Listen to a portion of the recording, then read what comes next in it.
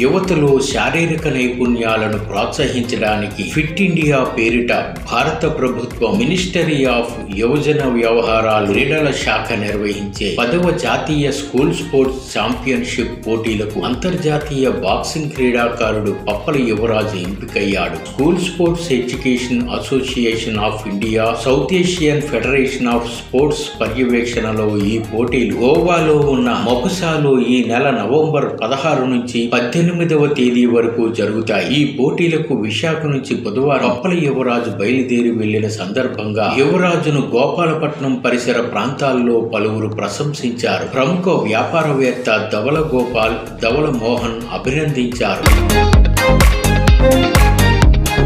అలాగే చంద్రనగర్ పరదేశమ్మ వారి దేవాలయంలో రిటైర్డ్ ఉద్యోగులు, భక్తులు యువరాజును సత్కరించి ప్రయాణ ఖర్చులు ఇచ్చి ప్రోత్సహించారు. మరిన్ని పథకాలు సాధించాలని ఆశీస్సులు అందజేశారు.